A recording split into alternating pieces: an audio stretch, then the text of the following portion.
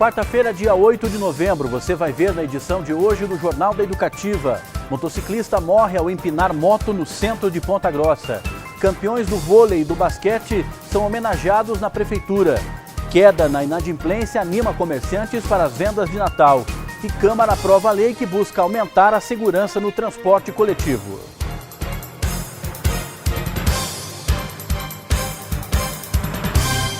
Boa noite. A gente começa o jornal de hoje falando de um acidente causado pela imprudência no trânsito. Um motociclista morreu nesta terça-feira ao bater com a moto em uma caminhonete na Avenida Bonifácio Vilela, no centro de Ponta Grossa.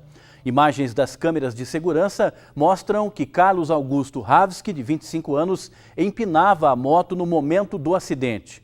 O Corpo de Bombeiros e o SAMU socorreram a vítima, mas o rapaz não resistiu e morreu ao chegar no Hospital Bom Jesus. A nossa equipe conversou com o sargento Rivair Machado da Luz, do pelotão de trânsito da Polícia Militar, que nos conta agora como foi o acidente e que orientação os motociclistas devem seguir no dia a dia. Sargento, como que aconteceu o acidente? Veja, as nossas informações chegam, através das imagens das câmeras que tinham na rua Bonifácio Vilela, bem como também o depoimento das testemunhas do veículo, que é onde o motociclista acabou se chocando. O que ele nos relatou? Ele relatou que a motocicleta, o piloto vinha empinando essa moto, e quando avistou o veículo, ele perdeu o controle, ou seja, ele soltou do guidão da motocicleta, e o corpo dele acabou se chocando contra o veículo, aonde no primeiro momento foram só ferimentos, e que ele acabou entrando em óbito no hospital. E a sua motocicleta acabou deslizando aí por mais de 200 metros, vindo-se a chocar contra outros veículos. Na verdade, é uma situação de imprudência, onde o piloto, às 17 horas, estava levantando, empinando uma motocicleta aí de aproximadamente de 400 quilos, onde perdeu o controle, chocou-se contra o veículo, ceifou a sua própria vida, ainda correndo o risco dessa motocicleta no deslizamento acabar colidindo contra um pedestre ou até mesmo causando maiores danos. Então, é uma situação aí de direção defensiva, que é a imprudência, Jamais se deve fazer uma manobra dessa, nesse horário, ou mesmo em nenhum horário, no perímetro urbano deve fazer. Quiser fazer manobras, deve ficar aí com motocicletas off-road, nos locais próprios para isso, Nunca numa via pública. Mais uma morte que se perde em Ponta Grossa. E agora vamos falar de esporte. Ponta Grossa é campeã paranaense de vôlei e de basquete, duas modalidades olímpicas que têm destacado a cidade no cenário esportivo estadual e nacional. Como forma de reconhecimento, nesta quarta-feira, as equipes foram homenageadas na prefeitura. A equipe do Ponta Grossa Caramuru conquistou o Campeonato Paranaense de Vôlei. O troféu foi entregue ao prefeito Marcelo Rangel. Para nós é um imenso prazer estar trazendo esse título para Ponta Grossa hoje, tendo em vista o acolhimento do prefeito municipal ao nosso projeto. Nós, digamos de passagem, nós somos campeões invictos durante 2 anos do melhor campeonato do estado, e hoje estamos também participando do melhor campeonato do mundo. O time do Novo Basquete Ponta Grossa também entregou o troféu da última conquista ao prefeito da cidade. Essa é a terceira vez que a equipe vence a competição estadual. O tricampeonato foi uma conquista, todo mundo que acompanhou, uma conquista bem complicada, que a gente batalhou bastante para chegar lá, e foi uma conquista fora de casa, sem o mando do jogo aqui em casa. E eu acho que esse apoio do prefeito, essa solenidade aqui foi bem bacana, mostra todo o reconhecimento e a força que o nosso basquete está tomando dentro da cidade, não só o basquete como o vôlei também, o Caramuru. Os representantes das duas equipes receberam bótons com a bandeira de Ponta Grossa, como forma de agradecimento do município. Nós entregamos aqui diretamente à população de Ponta Grossa o troféu de campeão brasileiro do Operário. Foi uma alegria sem tamanho. E hoje receber aqui o troféu do NBPG, campeão paranaense, e do Caramuru. Vôlei e basquete, campeões paranaenses. É um momento histórico para a cidade de Ponta Grossa. Eu acho que todo Ponta Grossense está muito orgulhoso, que tem o nome da sua cidade sendo promovido em todo o estado e até no Brasil. Isso para nós é realmente motivo de muito orgulho. Veja agora como fica o tempo e as temperaturas. O tempo vai continuar instável na região de Ponta Grossa na manhã desta quinta-feira. Para o período da tarde, a previsão é de aumento da nebulosidade, com chuva a qualquer hora. As temperaturas não sobem muito. A mínima será de 15 e a máxima não vai passar dos 23 graus. O salário médio dos paranaenses aumentou nos últimos 6 anos. Ele passou de R$ 1.585,16 em dezembro de 2010 para R$ 2.741,51 em dezembro do ano passado. Um crescimento de 15,4%, o melhor resultado do Sudeste e Sul do país. Uma pesquisa divulgada pelo Ministério do Trabalho mostra que em 6 anos, de 2010 até 2016, o salário médio aqui no Paraná aumentou quase 73%. É a maior variação entre os estados do Sul e do Sudeste aqui do país. Quem conversa com a gente agora, explica um pouco melhor isso, é o Júlio Suzuki Júnior, diretor-presidente do IPARDES. Júlio, quais são os fatores responsáveis por este crescimento? Bem, o estado do Paraná apresentou um crescimento nominal da ordem de 73% no período de 2010 a 2016, considerando os salários nominais. Expurgada a inflação, o estado do Paraná registrou um crescimento real de mais de 15%, liderando entre os estados do Sul e do Sudeste. Esse bom desempenho pode ser atribuído principalmente à forte geração de vagas em segmentos caracterizados por salários mais altos que a média, como, por exemplo, a atividade de ensino e também o segmento bancário. O que isso representa para o estado, principalmente em época de crise? O estado do Paraná, assim como o Brasil, apresentou dificuldades econômicas nos últimos 3 anos por conta da recessão econômica brasileira. Todavia, nós verificamos uma crise menos profunda no estado e também uma retomada mais veloz nesse momento de recuperação. Diante destes dados, qual que é a expectativa daqui para frente? Nós temos uma perspectiva de melhoria contínua do mercado de trabalho até o final do ano, até por conta da aproximação das festas de final de ano. Para 2018, nós esperamos a continuidade do mercado de trabalho paranaense com benefícios para a população. Tá certo, muito obrigado, Júlio. De Curitiba, João Marcelo. Veja agora onde vão estar as equipes do Feira Verde nesta quinta. A equipe 1 vai estar pela manhã no Santa Teresa, às 8h30 e no Ouro Verde, às 9h30. À tarde, a equipe vai estar na Santa Marta, 1h, e na Santa Maria, às 2h. Já a equipe 2 vai estar pela manhã no Recanto Verde, às 8h30 e no Castanheira, às 10h. À tarde, o caminhão vai estar no Quero Quero, a 1h, e no Borsato, às 2h. A equipe 3 estará pela manhã no Amália 1, às 8h, no Amália 2, às 9h30 e na Vila Cipa, às 10h30. À tarde, o caminhão vai estar no Jardim Itália, 1h, e no Estrela do Lago, às 2h. Você vai ver em instantes, queda na inadimplência anima comerciantes para as vendas de Natal.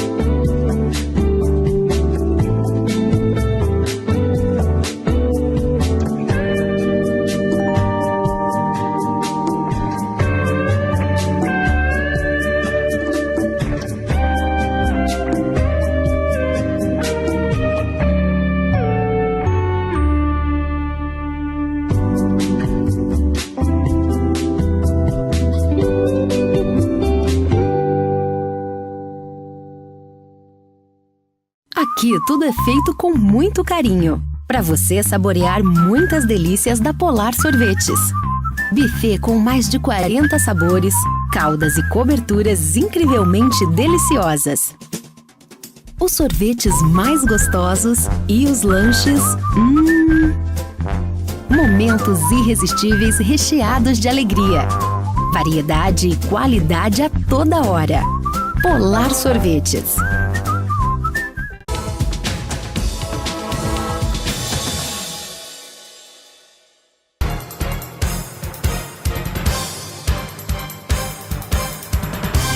Estamos de volta com o Jornal da Educativa. Confira agora as oportunidades do Cine de Ponta Grossa para esta quinta-feira.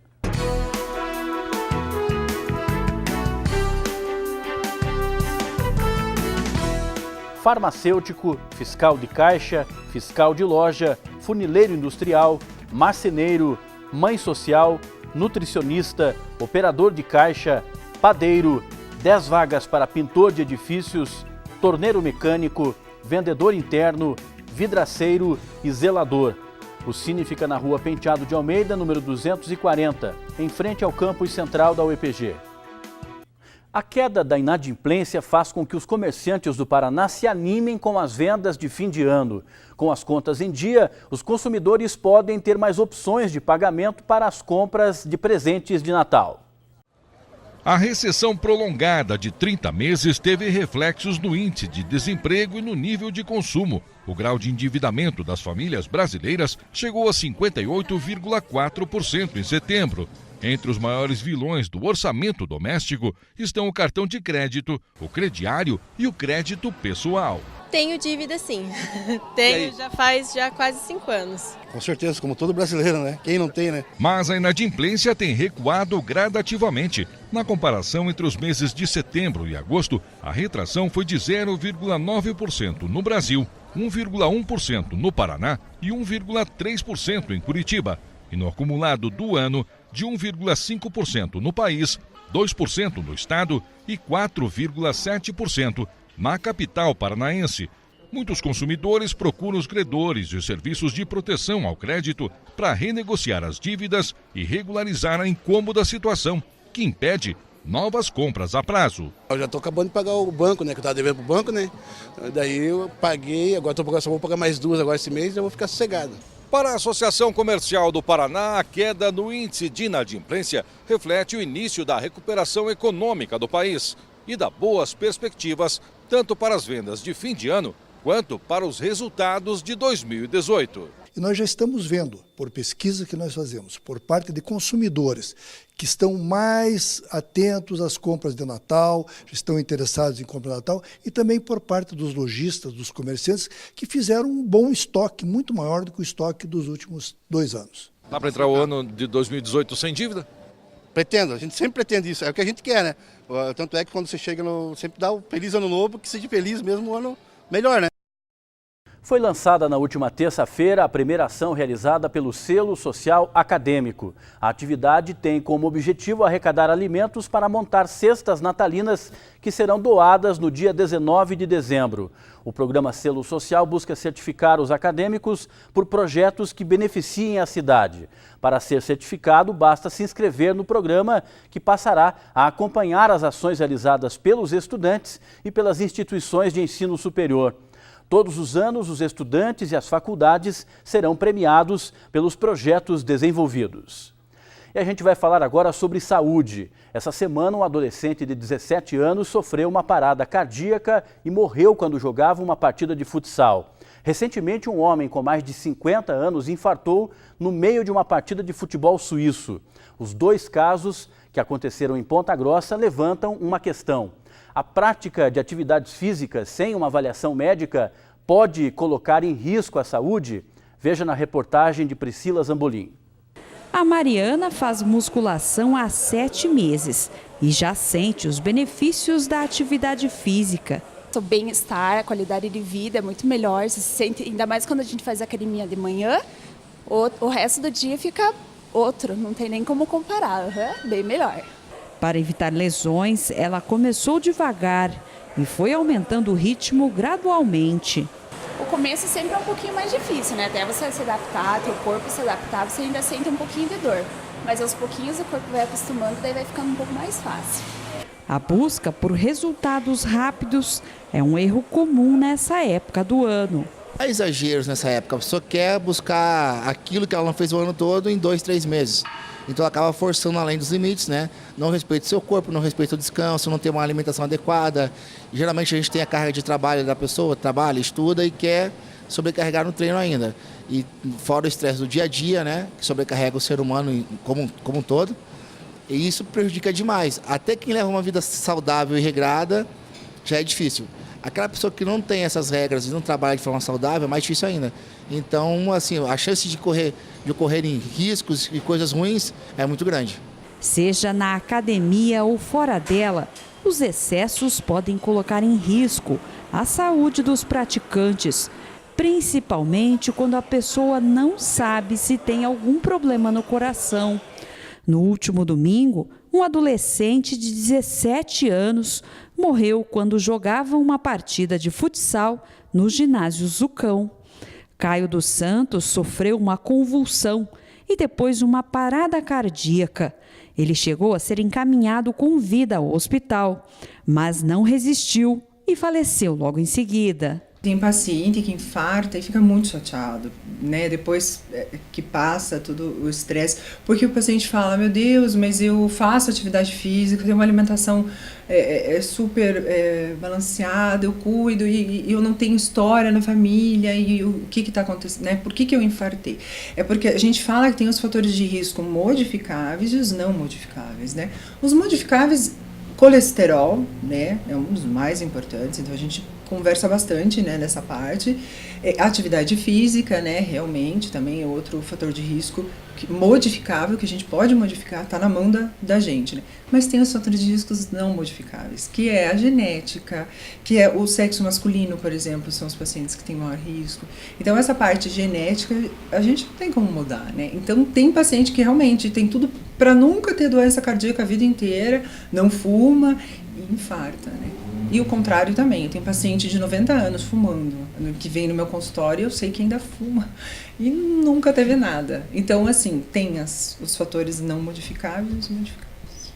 A cardiologista explica que o risco é maior para mulheres acima dos 50 anos e homens a partir dos 40. Nessa faixa etária, antes de começar uma atividade física, é preciso fazer uma avaliação médica e um teste de esforço. O João garante que mantém todos os exames em dia. Há uns 3 meses já fiz uma consulta. É aquilo que eu te falei, uma vez por ano eu sempre procuro o cardiologista. Sintomas como tontura, falta de ar e dor no peito são sinais de alerta. Tontura é um sintoma importante, assim, principalmente no esforço, né?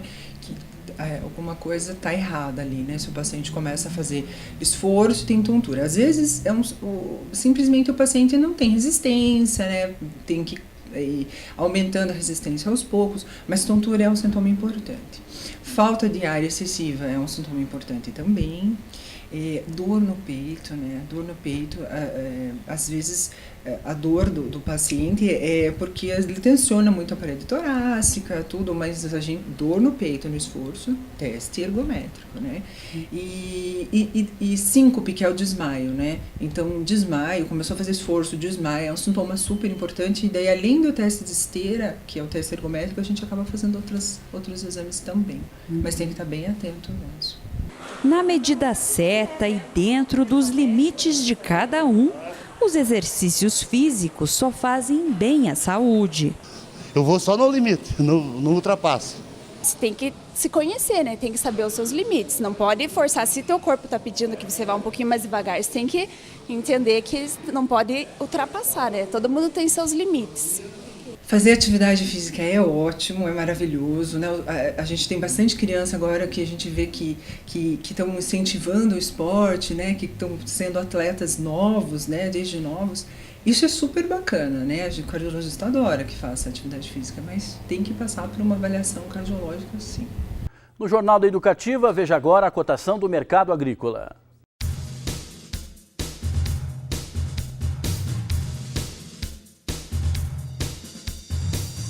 Milho amarelo, saca de 60 quilos, R$ 24,00. Soja, saca de 60 quilos, R$ 63,00.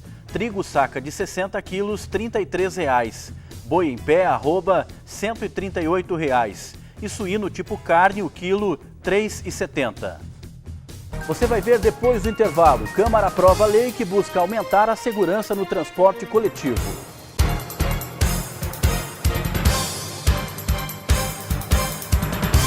Aqui tudo é feito com muito carinho, para você saborear muitas delícias da Polar Sorvetes. Buffet com mais de 40 sabores, caldas e coberturas incrivelmente deliciosas. Os sorvetes mais gostosos e os lanches...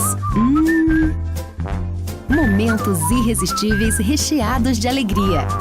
Variedade e qualidade a toda hora. Polar Sorvetes. Perigosamente no trânsito. É você só pensando em você ao atravessar a rua. Ai, que lindo tudo! Vamos fazer uma selfie lá. Vai que dá tempo! Atravessa aqui! 1, 2, vai! Agora deu!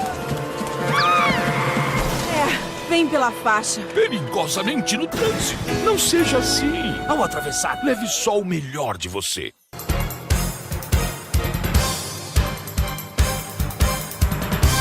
Estamos de volta com o Jornal da Educativa. Confira agora a cotação do mercado financeiro.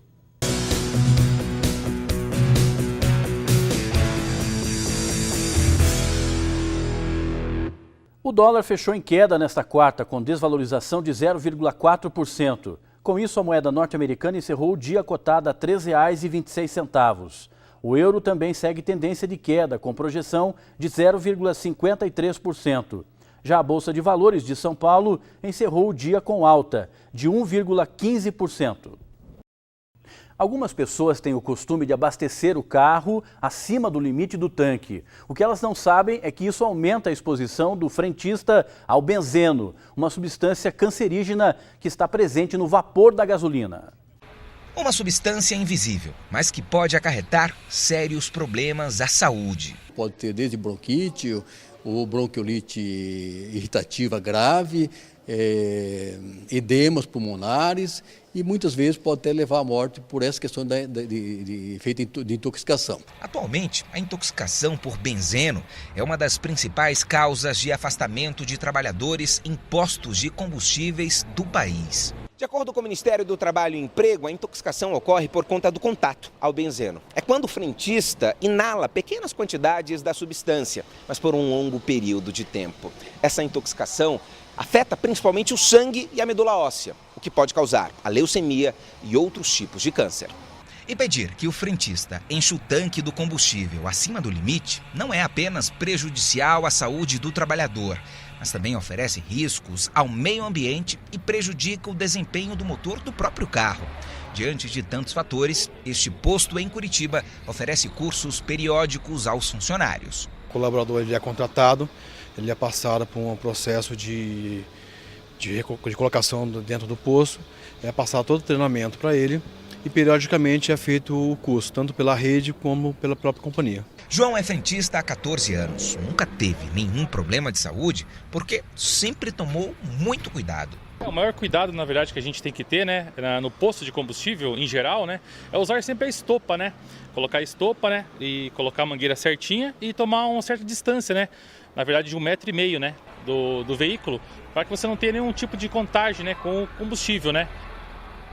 Na sessão dessa quarta, os vereadores de Ponta Grossa aprovaram um projeto de lei que permite a instalação de um alerta contra assaltos nos ônibus da cidade. Também foi aprovado um projeto que cria a campanha municipal de conscientização sobre o câncer de pele. A campanha Dezembro Laranja é desenvolvida em vários países. Por iniciativa da professora Rose do PSB, a cidade de Ponta Grossa também vai aderir ao processo de conscientização em relação ao câncer de pele. O risco de desenvolver a doença é maior durante o verão, que começa no último mês do ano. O projeto de lei foi aprovado em primeira discussão. Como já nós temos Outubro Rosa, Novembro Azul, agora nós teremos Dezembro Laranja. É uma campanha nacional e nós vamos seguir também essa campanha nacional que diz respeito ao câncer de pele. Agora com a entrada de verão, as pessoas precisam tomar cuidado e estar ciente para ter assim um diagnóstico precoce aonde possa vir favorecer a cura desta doença. Também foi aprovado em primeira discussão um projeto elaborado por Felipe Passos, do PSDB, que cria o Guia de Direitos e Serviços para Pessoas com Deficiência. Trata-se de uma cartilha para orientar tanto aqueles que possuem algum tipo de limitação quanto seus familiares.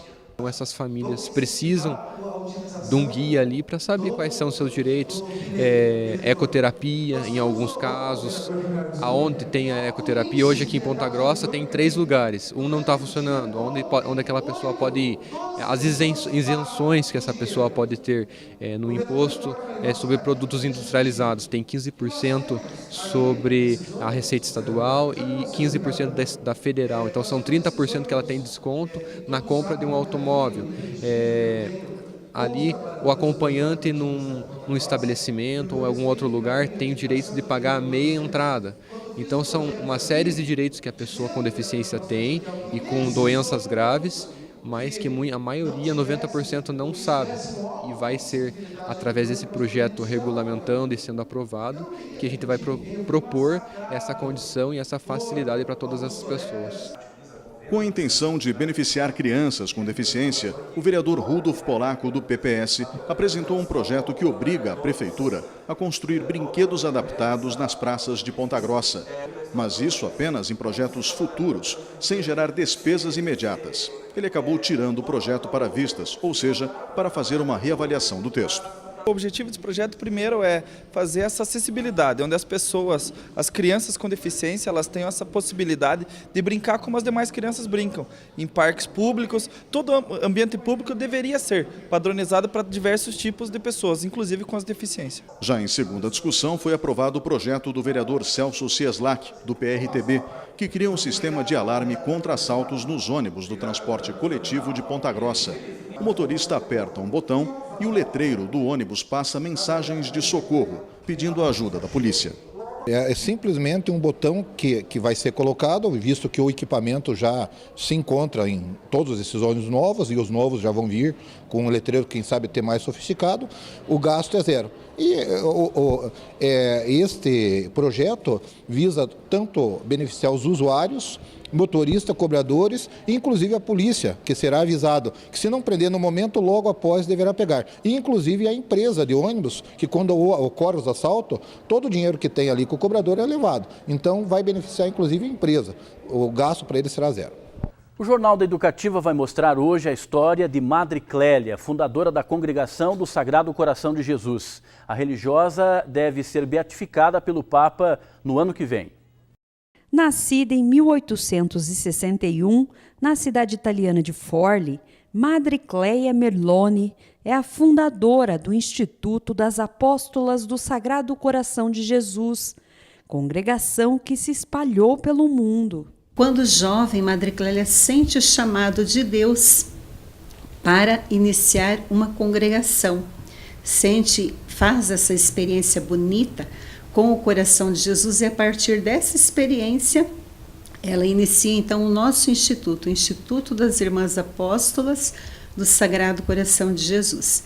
Vive uma vida simples, de humildade, de responsabilidade com os mais pobres, com os mais fracos, com os necessitados, e entrega a sua vida diariamente ao coração de Jesus. Com o falecimento da religiosa em 1930, não demorou para que a trajetória de dedicação e amor ao próximo fosse reconhecida. Em 1990, teve início o rigoroso processo de canonização pelo Vaticano. A cura de um brasileiro desenganado pelos médicos é um dos milagres atribuídos à Madre Clélia. Parece que foi em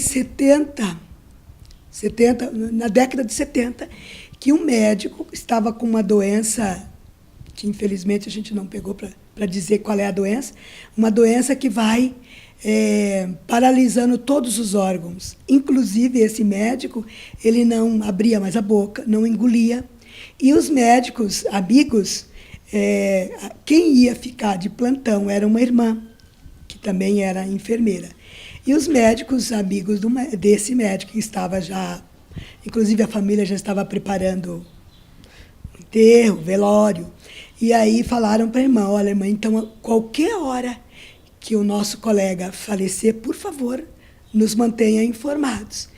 E eles foram para suas casas e a irmã ficou de plantão, e aí a irmã teve uma inspiração de que ela tinha uma relíquia de Madre Clélia, como ele não conseguia mais abrir a boca, ela pegou um fiozinho de um tecido que era a roupa da Madre Clélia, ela teve essa inspiração e ela colocou na boca dele.